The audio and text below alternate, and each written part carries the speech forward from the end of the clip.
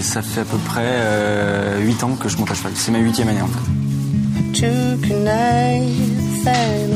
J'ai fait 2 fois les championnats de France en club. Ce qu'on appelle les clubs, c'est le niveau le plus bas, entre guillemets, les catégories les plus basses. Donc j'étais qualifié 2 fois pour les championnats de France à la Motte Beuvron, dans la région parisienne.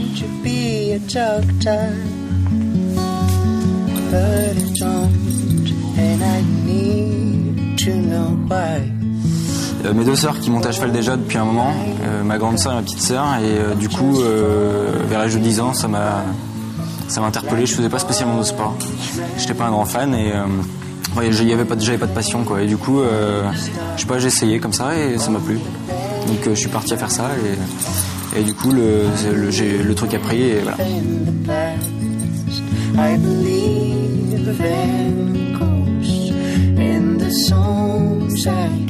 Il y a toujours une entente avec un cheval, il y a un rapport et le rapport est bon, on se comprend, on s'entend.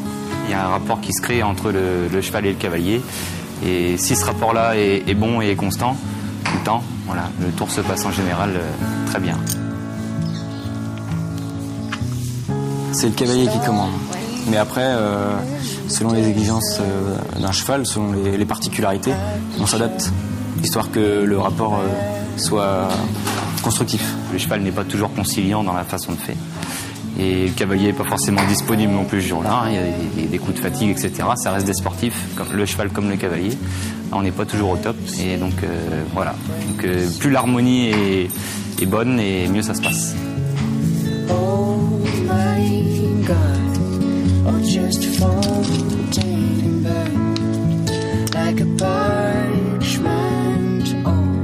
Le brosser, lui curer les pieds, tous les pieds pour déjà pour qu'il soit propre et voilà, et aussi pour s'en occuper. Enfin pour vérifier que tout va bien quoi.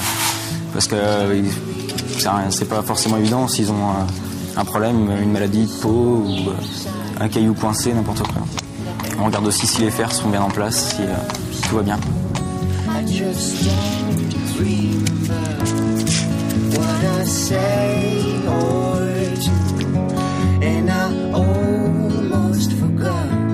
En compétition, je fais du saut d'obstacle, ce qu'on appelle concours au saut d'obstacle, le CSO, à un niveau amateur. C'est-à-dire que j'ai mon galop 7 qui permet de faire des épreuves un peu plus élevées que ceux qui n'ont pas ce diplôme-là. Au début, bon, c'est toujours stressant, on se dit qu'on ne peut pas retenir le truc. Finalement, il y a toujours une logique dans un parcours et on le fait à pied, on regarde les détails, les particularités, les distances, pour essayer d'aborder le mieux chaque obstacle. Et non, au début on stresse parce qu'on se dit qu'on peut pas... Bon, forcément ça arrive toujours 1 ou 2 fois au début d'oublier, avec le stress, pour ça l'excitation. On peut oublier un parcours mais c'est plutôt rare.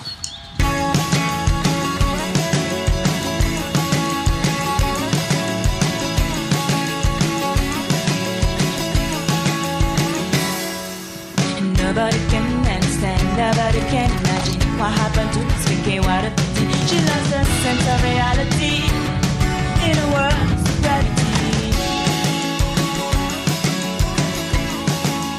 Nous, déjà, on a notre œil d'enseignant qui nous interpelle déjà par rapport à sa monture, à son cheval. Est-ce que le cheval est en bonne santé aujourd'hui? Est-ce qu'il est énervé? Est-ce qu'il est calme? Est-ce qu'il est disponible, tout simplement? Voilà, donc déjà par rapport à ça, on va pouvoir lui donner des conseils. Et ensuite, on va intervenir sur sa position, à lui, hein, afin qu'il améliore la qualité de la locomotion de son cheval, voilà, la qualité de ses abords sur les obstacles, la qualité de l'enchaînement sur le parcours. Hein. Tout ça, c'est un entraînement, bien sûr. Parce qu'après, une fois sur le parcours de CSO, ils sont plus que tous les deux.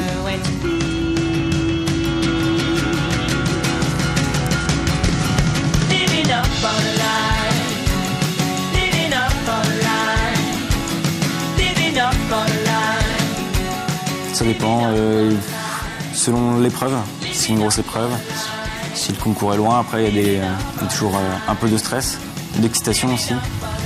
Ça fait partie du sport et de la passion et c'est vrai que je reste assez détendu malgré tout, mais à l'approche souvent la veille, ouais, un peu de stress quoi. éliminations, c'est toujours décevant. Après, j'ai fait quelques erreurs au niveau des parcours. Donc j'ai de très belles photos d'ailleurs qui pourront me les rappeler. Mais sinon après non, j'ai pas eu de gros soucis de blessures ou quoi que ce soit.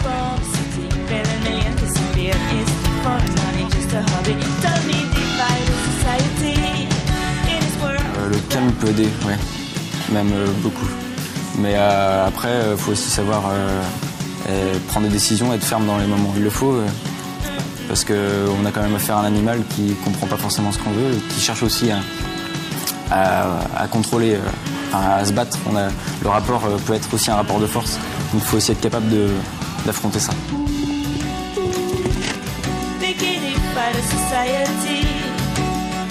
Et une très grosse qualité, c'est que c'est un cavalier qui est très très calme, un cavalier qui ne s'énerve jamais, qui prend les choses vraiment comme elles viennent. Et sur son parcours, enfin sur ses parcours en général, ça ressort beaucoup.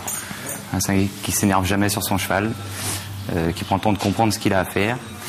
Voilà, si les choses doivent être faites de telle façon, il va les faire de telle façon, il ne va pas essayer d'en sortir. Donc ça, pour un cavalier de CSO, c'est assez bien. Emilien, il est sur des épreuves qui tournent à 1m10, 1m15 pour l'instant. Voilà, il va falloir qu'il acquiert encore certaines capacités techniques pour pouvoir monter sur les épreuves au-dessus voilà, assez rapidement. Pour les mois, les années, déjà essayer de faire des gros championnats type national, essayer de faire des épreuves comme celle-ci, puis monter aussi au niveau des épreuves. Essayer de encore aller plus loin et c'est quand même 8 ans qui pratique l'équitation.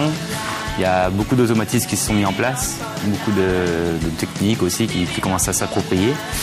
Et oui, on a donc, comme je l'ai dit tout à l'heure, les épreuves à 1m10, 1m15, ce serait bien qu'Emilien passe sur des épreuves à 1m20, peut-être 1m25 dans les jours, les mois à venir, quoi.